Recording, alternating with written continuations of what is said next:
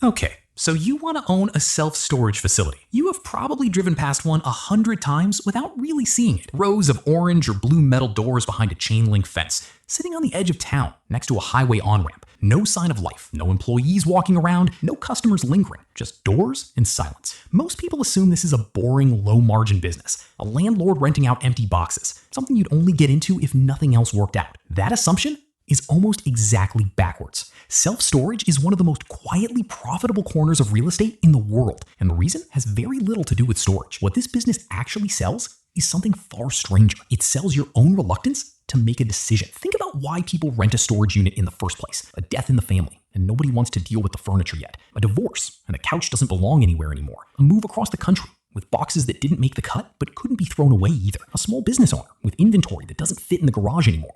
In almost every case, the person renting the unit isn't paying for space. They're paying to postpone a decision they don't want to make. And here is the part that changes everything about how this business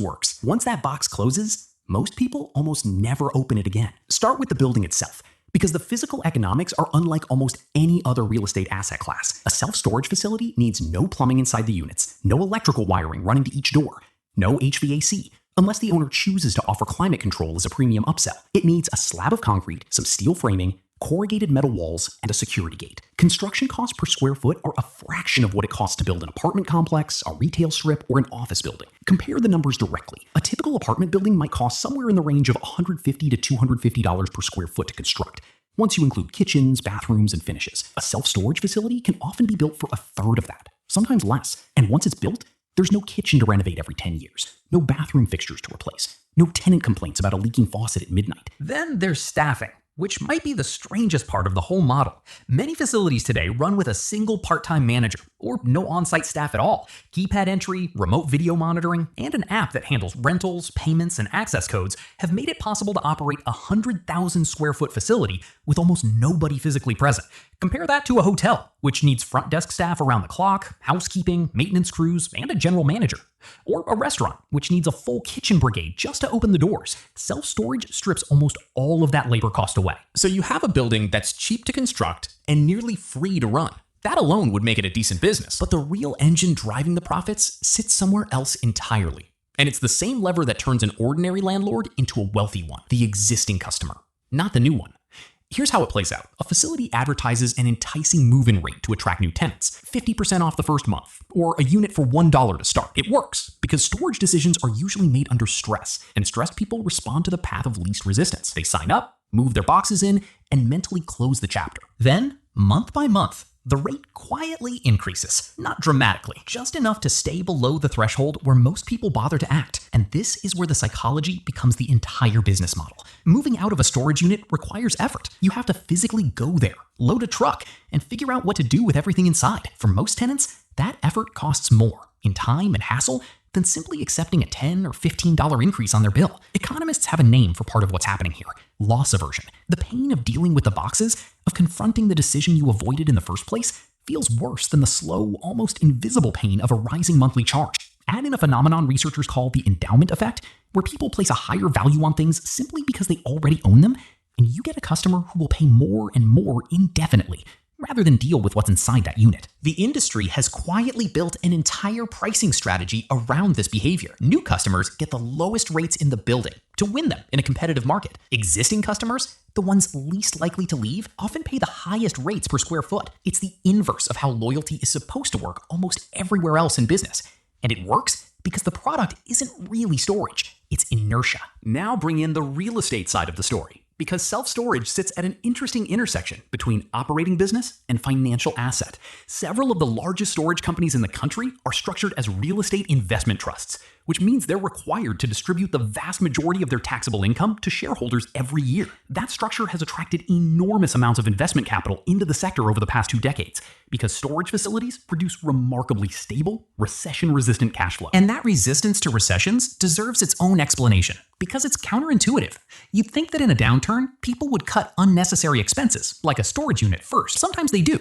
But recessions also create new storage demand. People lose homes and need somewhere to put their belongings while they figure out the next step. Businesses downsize offices and need somewhere to keep equipment and files. Families move in together temporarily and need somewhere for the overflow. Storage sits at a strange crossroads where both growth and disruption in people's lives create customers, which is part of why the sector held up relatively well during the 2008 financial crisis, when many other commercial property types collapsed. Let's talk about the tenants who really do stop paying, because that piece of the business reveals something else about how storage operators protect their margins. When a renter falls far enough behind, most states allow the facility to place a lien on the contents of the unit and eventually auction them off. This isn't the primary profit driver people sometimes imagine from watching auction reality shows, but it does something important. It recovers unpaid rent, clears out dead inventory, and turns a delinquent account back into a rentable unit. The auction is less about buried treasure and much more about efficient turnover. A unit sitting unpaid and unresolved is a unit that isn't generating revenue. So getting it emptied and back on the market quickly matters far more to the operator's bottom line than whatever a stranger's box of old clothes sells for. Climate-controlled units represent the premium version of the same strategy. Musical instruments, documents, artwork, and electronics need protection from humidity and temperature swings, and customers with genuinely valuable or sensitive items will pay significantly more for that protection. Building out a climate-controlled wing costs more upfront, but the rent premium and lower churn on those units often make the math attractive, especially as an existing facility ages and operators look for ways to increase revenue without adding new land. Speaking of land, it's worth pausing on how forgiving this business is when it comes to location. A restaurant needs foot traffic. A hotel needs to be near attractions or transit. A storage facility just needs to be reasonably close to where people already live, ideally near a major road.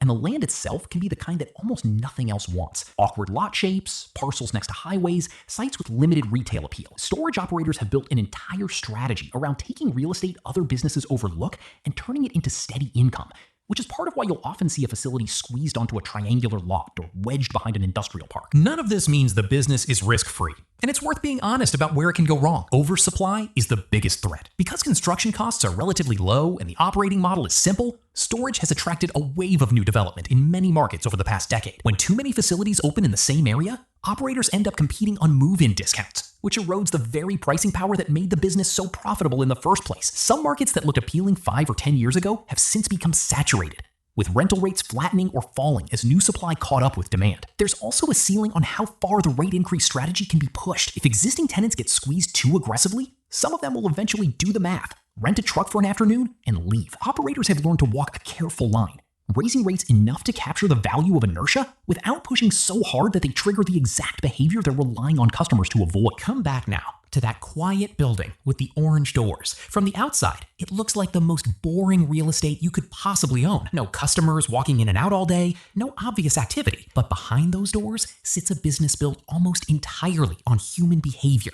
rather than square footage. Cheap to build, nearly free to run, priced low enough at the front door to win you as a customer, and priced high enough over time to profit from the fact that you probably won't leave. You didn't rent a box, you rented permission to not decide. And in a business built around exactly that instinct, not deciding turns out to be remarkably good for the landlord's bottom line.